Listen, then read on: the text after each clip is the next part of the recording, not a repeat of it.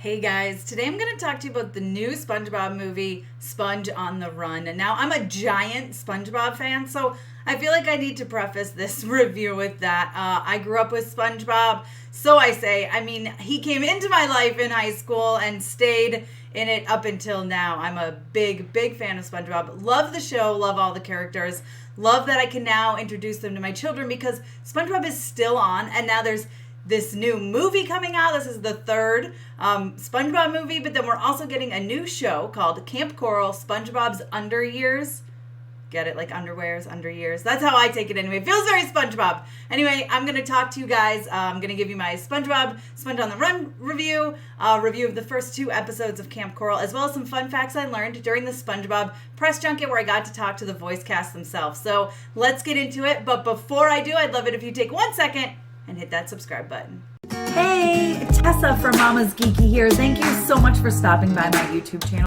All right, so let's start off with the fun facts that I learned during my interview. So I got to talk with this amazing, incredible voice cast. I got to talk to the voice of Sandy, Mr. Krabs, SpongeBob, Patrick, and Squidward. And these guys were amazing. I mean, you could just tell the chemistry from them right away just from being in that Zoom room with them. They were split into 2 groups, but every time they talked about each other, their eyes lit up and they would talk about how they've had the best time over these years and years and years. So something that I found was very interesting is that they never went to recording separately, except for now as forced during the pandemic. However, the majority of this was recorded prior to the pandemic anyway. So they love to be in the room together so they can riff off each other. And they gave us some pretty funny moments where maybe someone would go off script, and especially, man, the dynamic between Squidward and SpongeBob is just so, which is Roger and Tom Kenny. But it was just so funny. They would talk about how, like one moment there was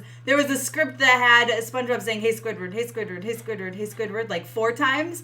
And in the booth, Tom just kept going and going and going and going and going until Roger was like, "All right." So it actually, like, they just are able to riff off each other, which I really love. And like I said, you could tell that just being in the room with them. And I think it's really amazing that they've stuck with that recording together, even with technology evolving, especially over the last few years, where they have the opportunity to record from their homes. Now, like I said, they are forced to do it now, but they all said they can't wait to get back in the booth together because they have so much fun. They were really looking forward to seeing this movie on the big screen, sitting together at a premiere in a movie theater, and unfortunately that's not happening. One thing they did say, the biggest challenge about making this movie is actually getting it out there for people to see, because it was supposed to be out, then it had to get pushed and pushed and pushed, and now it's coming to streaming, as many things are. But they were saying how, man, it was just, that was the biggest challenge. They also let us know about one time where they were doing a table reading, and they literally got chased, they said, like the Beatles. When they left, they couldn't believe it. They thought it was really funny. They were just like, get to the car. People were chasing them, just wanting to talk to them. Tom Kenny did say that when people recognize his voice as SpongeBob, they quite often ask him to record an outgoing message on their phones, which I think happens quite a bit with voice casting, voice actors especially, or actors in general. But I remember during my interview with Paul Bettany, he said the same thing about Jarvis. Many people would want Jarvis doing their message on their phones, on their voicemail. So that was interesting as well. I did ask them about playing the younger characters, because that's what we see in Kamp Koral. And they said it's just so great that they keep coming up with thing after thing after thing for them to explore for these characters. After all these years, they're still discovering things about these characters. And it's not super new, but then they do stuff like this where they can go back, and they just said it's so creative and it's so fun, and they absolutely love playing these characters, and not just because it's a job. They said, one of them, I can't remember who, but someone said the quote that they don't have to go to work, they get to go to work. They just have an absolute blast in these roles and all together, and I think it shows. I mean, I think that's part of the reason why SpongeBob is still so popular now, so many years later. So that's basically what I learned from the interview. It was again so amazing. But let's get into my review for SpongeBob Sponge on the Run. Now, admittedly, this is my least favorite of the 3 SpongeBob movies, but that doesn't necessarily mean that it is really, really bad. My favorite part, for sure, is the cameos. There's this part where you get Snoop Dogg, you get Keanu Reeves, and you get Danny Trejo, and oh my gosh, that was my favorite part of the entire movie. I could have watched that part over and over and over and over and over and over. It was so fun. I found myself kind of bopping along being like, this is so weird and bizarre, and I don't know why I'm dancing, and why are there all these pirate zombies? I don't know, but I kind of love it. And I mean, the whole movie is just that same SpongeBob humor that you get, where they really push the boundaries and push the envelope, right? Quite one of my favorite things, honestly, about SpongeBob is the fact that adults can enjoy just as much, because there's definitely some adult jokes in there. This movie does feel more geared towards kids than the other ones, for sure. There's more of the silly jokes, less of the pushing the boundaries jokes, in my opinion. However, I did like the Atlantic City play. That was funny.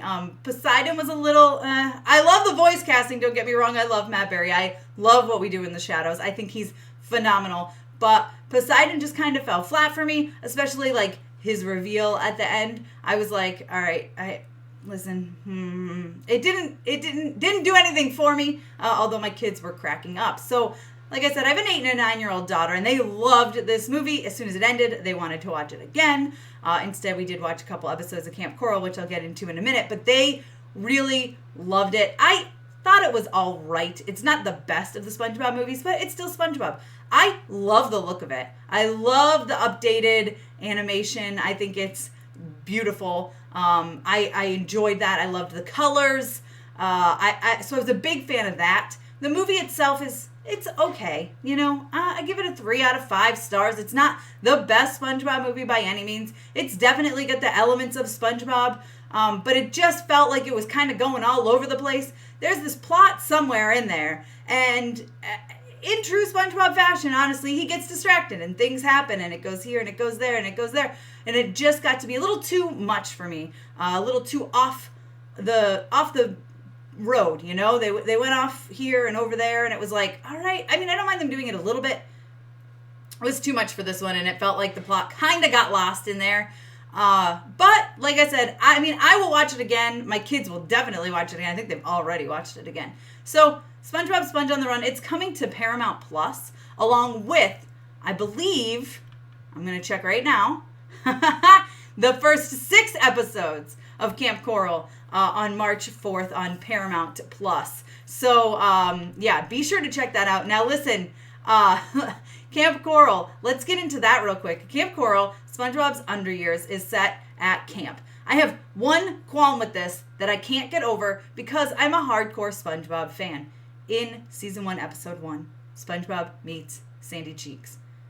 It is not as children in summer camp, and for some reason, that is really bothering me that now they're kids in summer camp together. It's not right. It's lies. They've changed the whole backstory of SpongeBob, and it's driving me crazy.